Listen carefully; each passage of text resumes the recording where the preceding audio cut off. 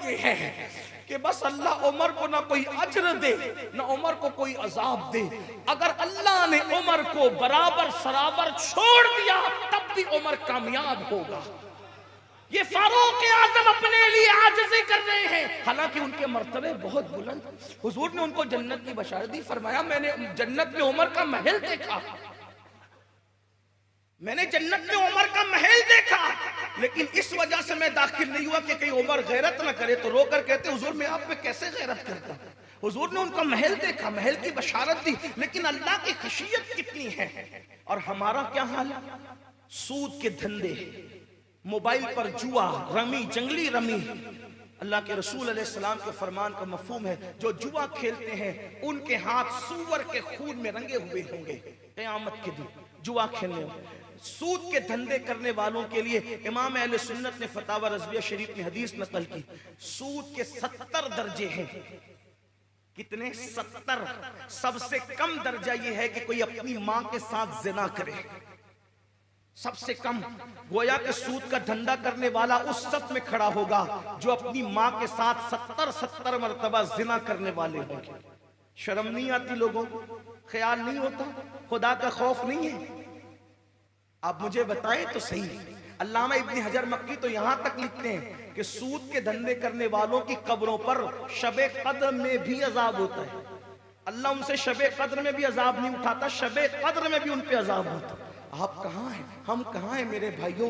बगैर खुदा की खशियत और खौफ के कोई चारा नहीं है। अल्लाह से डरो। आप कहेंगे हम नहीं डरते। इमाम गजाली फरमाते हैं अल्लाह से डर की पहचान क्या है। कौन कौन अल्लाह से डरता है मैं तय नहीं करूंगा, आप नहीं, हमारे असलाफ तय करेंगे। इमाम गजाली कहते हैं अल्लाह से डरने की पहचान ये है, खुदा ने जिस जगह जाने से तुझे रोक दिया वहां खुदा तुझे न देखे। ये नहीं कहा बंदे न देखे, इसलिए कि बंदे के देखने की हैसियत और औकात क्या है। फरमाते खुदा तुझे वहां न देखे जहां जाने से उसने तुझे मना किया, वहां ना देखे, क्योंकि उसका देखना कैसा है। इन्नल्लाह काना अलैकुम रकीबा, अल्लाह तुम पर कड़ी निगरानी कर रहा है। और फरमाया हुवा माकुम ऐनमा कुंतुम, तुम जहां कहीं हो अल्लाह तुम्हारे साथ है, वो तुम पे कड़ी निगरानी कर रहा है। इसलिए फरमाया खशियत और खौफ खुदा की निशानी ये है, खुदा ने तुझे जहां जाने से रोक दिया वहां तुझे खुदा ना देखे, और जहां आने का हुक्म दिया वहां से वो तुझे गैर हाजिर ना पाए। ये है खुदा का खौफ। नारे नहीं, जबानी दावे नहीं, हकीकत ये है जहां आने का हुक्म है वहां तुम गैर हाजिर ना रहो। लोग लब्बैक या रसूल अल्लाह का नारा लगाते, मुझे बड़ी खुशी होती है, लेकिन मैं कहता हूं लब्बैक का मतलब क्या है? या रसूल अल्लाह मैं हाजिर हूं, फजर में गैर हाजिर, जोहर में गैर हाजिर, असर में गैर हाजिर, मगरिब में गैर हाजिर, इशा में गैर हाजिर, दाढ़ी रखने का हुक्म है तो वहां से गैर हाजिर, हलाल खाने का हुक्म है वहां से गैर हाजिर, और फिर जलसे में कहते हैं लब्बैक या रसूल अल्लाह हम हाजिर हैं। मेरे इमाम अहले सुन्नत के पास एक शख्स नात लिख करके लाए, और नात लिख कर लाकर कहते हैं हुजूर मैंने लिखी है जरा सुन ले। इसलिए कि शायरों का मिजाज होता है जब तक वो अपना कलाम सुना ना दे तब तक उन्हें चैन नसीब नहीं होता। अक्सर बात ऐसी, फिर उस पर दाद जब तक ना मिले उस वक्त तक चैन नहीं मिलता। इमाम के पास लाए। कौन इमाम? कौन इमाम? जो हर फील्ड का इमाम। अगर फिक्र पर वो कलम उठाए तो अपने वक्त का वो अबू हनीफा सानी नजर आए। अगर वो इल्म हदीस में बात करे तो अमीरुल मोमिनीन फिल हदीस नजर आए। इमाम बुखारी की रूह भी मचल मचल जाती होगी जब बरेली का ताजदार इल्म हदीस पर कलाम करता होगा। कौन इमाम अहले सुन्नत जो तसव्वुफ की बात करे तो गजाली, राजी और रूमी की रूहें मचलती होगी कि 14वीं सदी में खुदा ने किसी को ऐसा भी पैदा फरमाया। वो अपने वक्त का शेखुल मशाइख, बल्कि कोई और किताब ना देखे, वो सिर्फ हिदायत बख्शिश लोग उठा करके पढ़ ले। उस उनकी शायरी में भी फिक्र, तसव्वुफ, हदीस की जोलानियां नजर आती है। उस इमाम के पास लोग लिख कर लाए और कहा कि मेरा कलाम सुन ले। इमाम ने फरमाया कि मैं तो किसी को सुनता नहीं हूं, मैं सुनता नहीं हूं किसी को, शोरा से भी अगर हो तो, हालांकि मैं नसीहत के काबिल आदमी नहीं हूं, मेरी औकात ही नहीं, सबसे बुरा मैं ही हूं, लेकिन बुजुर्गों ने बिठा दिया और बुजुर्ग लोग बिठा देते हैं तो अपने आप को मुखातिब करके आपको भी कुछ नसीहत के जुमले कह देता हूं। लेकिन कहता हूं शोरा से भी जरा संभल कर, इस तरह जन्नत न बांटो, इस तरह जन्नत न बांटो, अपने को कोई हक नहीं है जन्नत बांटने का। मालिक जन्नत ने अपने खानदान वालों से कहा, ए नबी के घर वालों, अमल करना, अमल। जिसको अमल ने पीछे कर दिया उसको नसब कभी आगे नहीं कर सकता। जहां नसब पे जोर है वहां अमल कमजोर है, जहां नसब पे जोर है वहां अमल कमजोर है। अपने नसब को न लाना, सिर्फ ऐसा ना हो कि लोग अमल लाए और तुम सिर्फ नसब लाओ। जिसको नसब ने पीछे कर दिया, अमल ने पीछे कर दिया, उसको नसब आगे नहीं कर सकता। अमल करना, अमल। नबी के घर वालों ने फिर नबी की बात को इतना सीरियस लिया कि हर दौर में नबी के घर वाले इतने बड़े आमिल थे कि उनसे बड़ा अमल करने वाला दुनिया में किसी को देखा ही नहीं गया। औरतों में सैयदा फातिमा से बढ़कर इबादत गुजार किसी ने नहीं देखा। एक रात में वो एक सजदे में पूरी रात गुजार देती है ना। मौला अली से अल्लाह अकबर, फिर उन्होंने जो इबादत की, इमाम हुसैन ने जो इबादत की, इमाम ज़ैनुल आबिदीन ने जो इबादत की, मेरे मुर्शिद गौसे आजम शेख अब्दुल कादिर जिलानी ने इशा के वजू से 40 साल तक फजर की नमाज पढ़ी। ये किसी और खानदान में नहीं है, नबी के खानदान में। 70 साल तक जागने वाले मोइनुद्दीन अजमेरी किसी और के घराने में नहीं है, मेरे नबी के घराने में। बल्कि ये भी कह दूं कि नेज़े पे कुरान सुनाने वाला शहजादा किसी और के खानदान में नहीं है, मुस्तफा जान रहमत के खानदान। वो नेज़े पे कुरान सुनाते हैं, तवज्जो, वो नेज़े पे कुरान सुनाते हैं। और हम लोग अपने मैं हाथ नहीं उठवाऊंगा, लेकिन अपने ईमान वाले दिल पे हाथ रख के सोचो, आज से पहले कुरान कब पढ़ा था? हुसैनी होना आज से पहले कुरान कब पढ़ा था? अपने आप में डूब के सोचो। तीजे पे कुरान पढ़ते हो, सिर्फ चहलुम और दसवें में पढ़ते हो, घर की ओपनिंग पे पढ़ते हो, इसीलिए कुरान है। कुरान को तावीज़ बनाते हो, इसीलिए कुरान है। कुरान आया किस लिए था? उसको कहा, उसको रखा कहाँ? कुरान ताकों में रखने के लिए था, वो तो जिंदगी में शामिल करने के लिए था ना। हाँ, लेकिन मैं ये नहीं कहता तीजे पे ना पढ़ो, मेरी बात का मफहूम मुखालिफ मुराद न लेना। अल्हम्दुलिल्लाह मैं सुन्नी हूं और पुश्तैनी सुन्नी हूं। हाँ, ये बात याद रखिए, लेकिन सुन लो, हकायक तो हकायक है ना, हकीकतें हकीकतें। मेरे अजीज, मेरे भाई, अल्लाह अकबर। तो मेरे आका सल्लल्लाहु अलैहि वसल्लम के दीवानों, अल्लाह के रसूल अलैहि सलाम ने अपने खानदान के लोगों को ये बात फरमाई, अमल करना, अमल। और अमल से कोसों दूर, बहुत दूर है, अमल से बहुत कोसों दूर। ऐसा लगता है कि हम सोचते हैं कि हमें अमल की जरूरत क्या है, हमें अमल की जरूरत क्या। हम सोचते, इमाम अहले सुन्नत के पास अशआर लाए गए, सुने आप। मेरे इमाम ने कहा मैं नहीं सुनता किसी को, 2 शोरा को सिर्फ सुनता हूँ। एक तो अपने भाई मौलाना हसन बरेलवी को सुनता हूँ, और दूसरा मौलाना काफी मुरादाबादी को सुनता हूँ। बाकी और किसी को कसदन नहीं, बहुत कम सुनता हूँ। बल्कि एक मरतबा हज़रत फजल रसूल बदायूनी उस्मानी रहमतुल्लाह अलैह के उर्स में गए, एक खतीब साहब तकरीर कर रहे थे। तकरीर करते करते कह दिया कि सबसे पहले मैदान महशर में जब लोग उठेंगे तो रसूलुल्लाह के जिस्म में रूह डाली जाएगी। आला हज़रत की आस्तीनें चढ़ गई। हज़रत ताजुल फौज से कहने लगे इसको मैं मिंबर से खींच दूंगा भी। इमाम अहले सुन्नत का मिजाज ये था कि मैं इसको मिंबर से खींच दूंगा। ये कहते हैं सबसे पहले रूह मुस्तफा जान रहमत के जिस्म में डाली जाएगी। इससे तो हयातुन नबी का इनकार लाजिम आता है। तो उस वक्त हज़रत ताजुल फौज मौलाना अब्दुल कादिर बदायूं ने फरमाया कि इस पठान के सामने ऐसे गैर जिम्मेदार लोगों को न खड़ा किया करो। हज़रत अल्लामा अब्दुल मुक्तदिर बदायूं ने फरमाया ऐसे किसी को मत खड़ा किया करो। और फरमाया आप रुकिए, मैं उतारता हूँ। कहा उतरो, चलो यहाँ से। आपका काम नहीं है मुजद्दिद मियत हाजरा, यानी 14वीं सदी के मुजद्दिद। उस दौर में वो तो मियत हाजरा ही थी, अभी माजिया हो गया। आपका काम नहीं है, ये इमाम अहले सुन्नत इमाम अहमद रजा ये, तो वहां तो नोक पलक देखी जाती थी। वो कहते हैं कि मैंने कलाम लिखा है, शायरी मैंने की है। आपने फरमाया मैं नहीं सुनता लेकिन लाया तो सुना दो।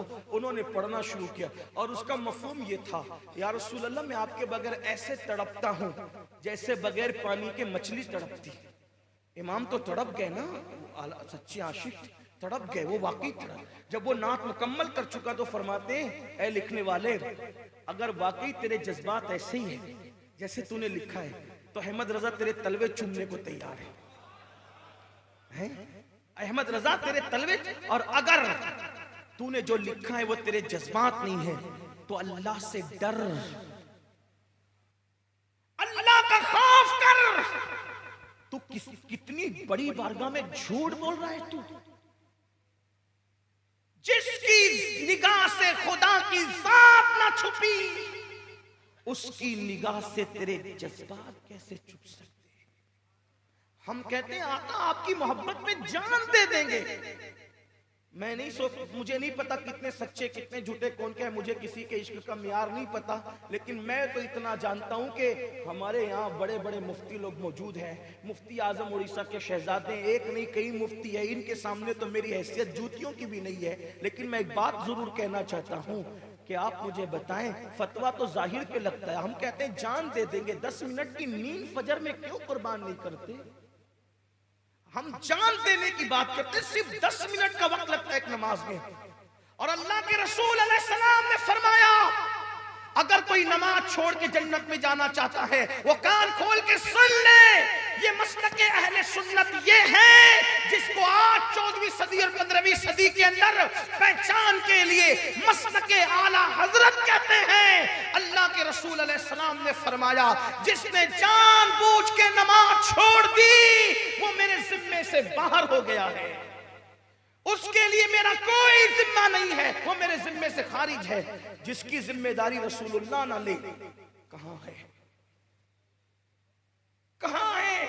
हम तो पढ़ रहे ना, क्या ही ज़ौक़ अफ़ज़ा शफ़ाअत है तुम्हारी, वाह वाह, कर्ज लेती है गुनाह परहेज़गारी, वाह वाह। लेकिन जिसने ये वाह वाह लिखी उसने ये भी कहा करीम अपने करम का सदका लईम बेकद्र को न शर्मा, तू और रजा से हिसाब लेना, रजा भी कोई हिसाब में है। सदका प्यारे की हया का न ले मुझसे हिसाब, सदका प्यारे की हया का न ले मुझसे हिसाब, बख्श बे पूछे लजाए को लजाना क्या है। मेरे भाइयों, हम नमाज छोड़कर खुद साख्ता कादरी, चिश्ती, नक्शबंदी, हबीबी, कुद्दूसी सब बन सकते हैं, लेकिन नमाज छोड़कर अल्लाह की अदालत में अपना सच्चा मुसलमान होना साबित नहीं कर सकते। इसलिए मेरी गुजारिश है, आज उर्स कुद्दूसी में आने वालों, उर्स कुद्दूसी का पैगाम ये है कि अल्लाह का डर अपने दिल में बसाओ, रसूलुल्लाह की सच्ची मोहब्बत अपने दिलों के अंदर पैदा करो, और आज से ये अहद करो कि इंशाअल्लाह हमारी नमाज कभी नहीं छूटेगी, हम नमाज को कभी तर्क नहीं करेंगे। अफसोस होता है मुजाहिद मिल्लत के पड़ोस में रहते हैं, क्या मुजाहिद मिल्लत ने कभी नमाज को तर्क किया? अफसोस है मुफ्ती आजम का दम भरते हैं, क्या मुफ्ती आजम ने कभी नमाज छोड़ी? हुजूर मुफ्ती आजम ने ट्रेन छोड़ दी, नमाज नहीं छोड़ी, सवारियां छोड़ दी, नमाज नहीं छोड़ी। अफसोस है हम कहाँ हैं। और याद रखना, एक रिवायत पढ़ के अपनी गुफ्तगू मुकम्मल करता हूँ, खत्म करता हूँ, बल्कि दिल के कानों से सुने। साहिब दुर्रतुन नासिहीन अपनी किताब में इस रिवायत को लिखते हैं, जिसको मैं अपने अल्फाज के जामे में बतौर मफहूम पेश कर रहा हूँ।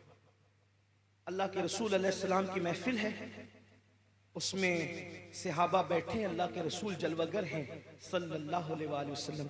ये भी मुझे अफसोस है, फिर आप कहेंगे कि तक्ज़ बहुत करता है, लेकिन अफसोस है, ये मेरे दिल का दर्द है, कोई खिताब तकरीर नहीं। पीर का नाम आते ही तुम्हारी ज़बान पे सुभान अल्लाह आता है, हाथ उठा करके दाद देते हो, रसूलुल्लाह के नाम पे दुरूद क्यों नहीं पढ़ते महफिल में? जब जब हुजूर का नाम आता है सन्नाटा रहता है महफिल में।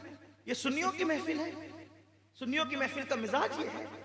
सोचे ना सही, कहां पहुंचे, कहां पहुंचे।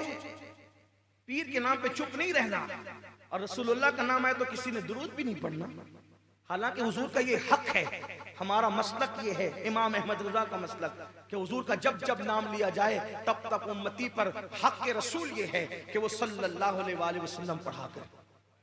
हम पढ़ते महफिलों में सन्नाटा है, अफसोस है। हमें इसको सीखना होगा, याद रखना। हालांकि अगर कोई जलसे कमेटी वाले जलसा करते तो मैं ये कहता कि बदरक वालों आइंदा ना बुलाना हो तो ना बुलाओ, लेकिन ये कमेटी का जलसा नहीं, ये खानका का जलसा है। और खानकाहियों की बातें ऐसी होती है जो मैं कर रहा हूँ, मैं खानकाहों की तर्जुमानी कर रहा हूँ, ये हक है, सच्चाई है। इसलिए कि जिनका पेशा खिताबत हो वो आपकी पसंद की करें, लेकिन जिनके लिए खिताबत इबादत हो फिर वो आपकी पसंद की नहीं, वो यार की पसंद की करें। हमारे मिंबरों का मिजाज यही है, हम हक कहते हैं, अच्छा नहीं लगता अलग बात है, लेकिन हुजूर के नाम आए तो चुप ना रहा करो। देखो हमारा मसलक ये है, हम सबसे ज्यादा हुजूर से इश्क करेंगे। हाँ, आप अपने पीर से बहुत मोहब्बत कीजिए, बहुत कीजिए, मैं भी करता हूँ। मैं तो अपने पीर का नाम, मेरा रब गवाह है, मैंने जब से बैत हुआ है कभी बेवुजू नहीं लिया है, इतनी मोहब्बत करता हूँ। उसके बाद तुमसे कह रहा हूँ, उसके बाद तुमसे कह रहा हूँ, सुनियो, हमारा मिजाज बदला, शायरों की शायरी बदली। रसूलुल्लाह के नाम पर 5-5 शेर पड़ेगा, किसी की तवज्जो ही नहीं। पीर के नाम पे पड़ेगा तो लुटाते हो, फिर वो पागल है जो हुजूर के नाम पे पड़ेगा, वो तो आपके पीर ही की तारीफ करेगा ना। फिर नहीं भी कुछ होगा तो झूठी गड़गड़ के लाएगा, है ना, क्योंकि उसको मिल कैसे रहा है।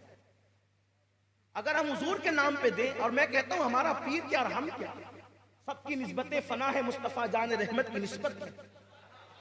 हमें तो पैगाम दिया गया ना, पिदर मादर बिरादर जानो माल उन पर फिदा कर दे, हमारा पैगाम है। बरेली से ताज शरिया ने हमें अपने दादा इमाम अहमद रजा के पैगाम को फिर से सुनाया, नबी से जो हो बेगाना उसे दिल से जुदा कर दे, पिदर मादर बिरादर जानो माल उन पर फिदा कर दे।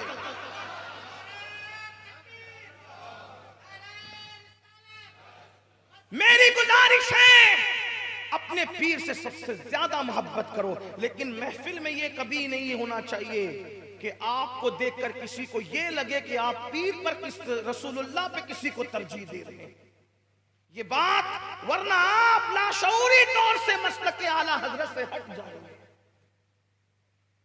मसलक का नारा तो जबान से होगा, लेकिन मसलक आला हजरत से अमली तौर पे आप हट जाए। मसलक आला हजरत तो ये है, मोरा तन मन धन सब फूंक दिया, ये जान भी प्यारे जला।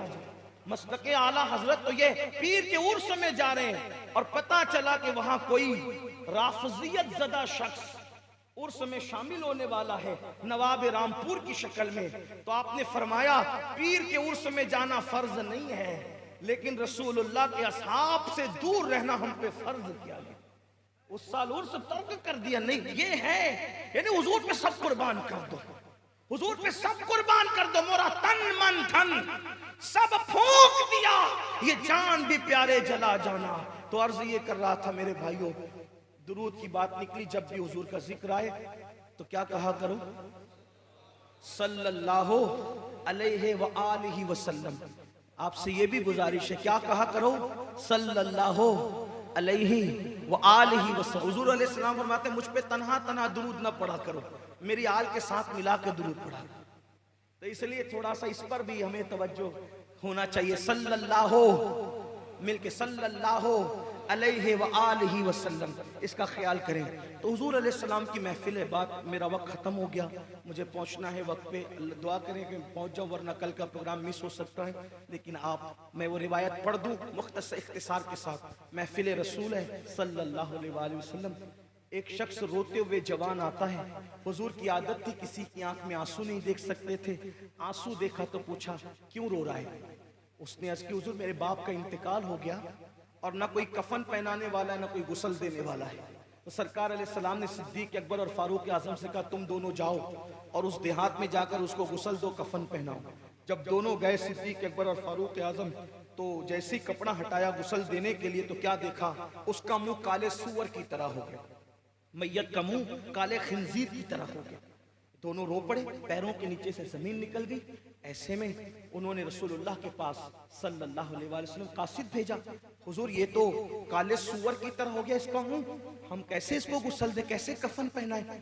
हुजूर अलैहिस्सलाम खुद आए, खुद तशरीफ लाए, सरे बाली उन्हें रहमत की अदा लाई है, हाल बिगड़ा है तो बीमार की बन आई है, उनकी जुल्फे नहीं रहमत की घटा छाई है, उनके अबरू नहीं दो किबलों की यकजाई है। हाजिर हुजूर आए, दुआ की अल्लाह इसका मुंह ठीक कर दे, दुरुस्त कर दे। उसका मुंह ठीक हो गया, उसको गुस्ल दिया गया, कफन पहनाया गया। गुस्ल और कफन के बाद फिर लोगों ने नमाज जनाजा पढ़ ली। किसी ने चुपके से धीरे से कहा, गुस्ल से पहले तो मुंह सुअर की तरह हो गया था, अब नमाज जनाजा के बाद देख भी तो लो, चेक भी तो कर लो इसका मुंह कैसा है। जब कपड़ा हटाया तो फिर देखा वापस से उसका मुंह काले खंजीर की तरह, काले सुअर की तरह। साहिब दुर्रतुन नासिहीन ने कहा तक इंसाफ किया, ये तो वो जाने, लेकिन उन्होंने लिखा अल्लामा उस्मान इब्ने हसन अलैहि रहमा ने अपनी किताब में, उसका मुंह नमाज जनाजा के बाद फिर काले सुअर की तरह हो गया। तो सहाबे किराम रो पड़े, अर्ज की या रसूल अल्लाह सल्लल्लाहु अलैहि वसल्लम, इसका मुंह बार बार काले सुअर की तरह कैसे हो जाता है।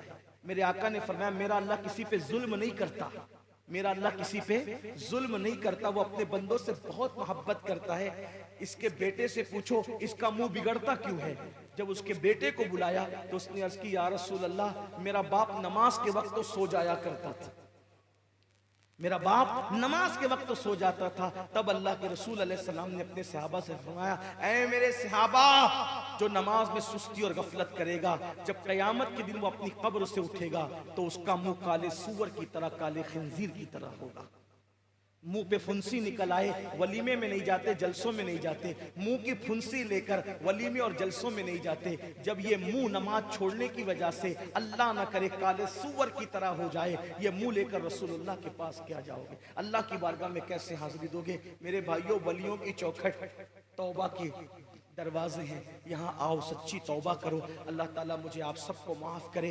मेरी गुफ्तगू के दरमियान कोई गलती हो तो अल्लाह ताला मुझे माफ़ कर दे और आप सबको भी माफ़ फरमाए और अल्लाह हमें अमल की तौफीक दे। अल्लाह हम सब का खात्मा ईमान पर फरमाए। अस्तगफिरुल्लाह रब्बी मिन कुल्ली ज़ंबिन व अतूबु इलैहि। मेरी गुजारिश है आप उठ के अफरा तफरी ना करें, फ़्लाइट मुझे पकड़ना है, शायद आपको नहीं, और मेरे बाद आपको मुझसे बहुत बड़े इल्म वाले और बहुत बड़े खुतबा के खिताबात से मात करना है। अस्सलामु अलैकुम रहमतुल्लाहि व बरकातहू।